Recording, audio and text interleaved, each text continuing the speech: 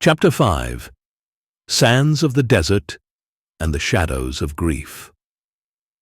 After the birth, it was the custom of noble Arab families to send their children to the desert to be suckled and raised among the Bedouin tribes. The desert air was considered purer, away from the dangers of the city, and it was believed that children would grow strong, resilient, and gain eloquence of speech by being raised in such a way. In Arab society, the mastery of language and eloquence was a cherished virtue, and a man's worth was often judged by his ability to speak beautifully and expressively.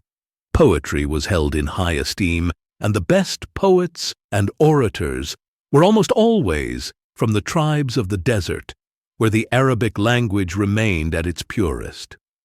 Raising children in the desert was thus not only for the body, but also for the soul, ensuring they would grow up with strength, freedom, and eloquence. When the time came, Amina wished for her son, the orphan of Abdullah, to be raised among the Bani Sa'd ibn Bakr, a tribe known for its expertise in rearing children. It was a difficult year for the tribe, with drought leaving their animals weak and starving. Halima, a woman of Bani Sa'd, and her husband Harith set out for Mecca, hoping to find a child to nurse despite their struggles. But every nurse in the caravan refused the orphan, for he had no father to offer the protection or wealth they sought. Halima, however, could not bear to return empty-handed. Against the wishes of the others, she decided to take the orphan boy, hoping for some unseen blessing. As soon as she took him in her arms, the miracles began. Halima found that her dry breasts were now full of milk, enough for both the infant and her own son. That night, for the first time in many days, the family slept contentedly.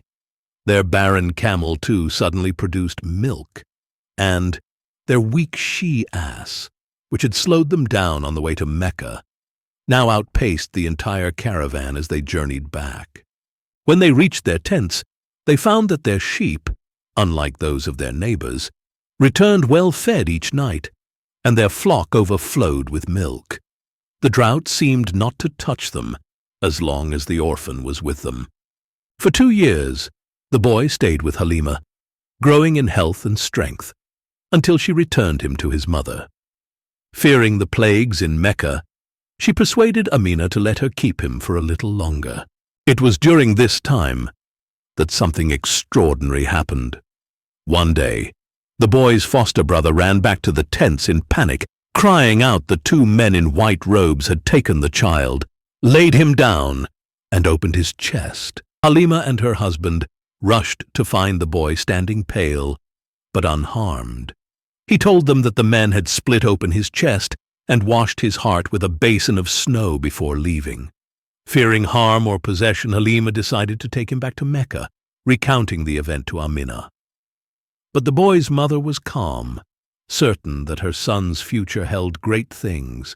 The boy stayed with his mother for the next few years, forming deep bonds with his cousins and the family around him. When he was 6 years old, Amina decided to take him on a journey to Yathrib, his father's burial place. There, he played and laughed with his kin and began to learn the ways of his ancestors. But on their journey back to Mecca, Amina fell ill and died at a place called Abwa. Baraka, the family's devoted servant, took the boy back to Mecca, where his grandfather, Abdul Muttalib, took him in with great love and care.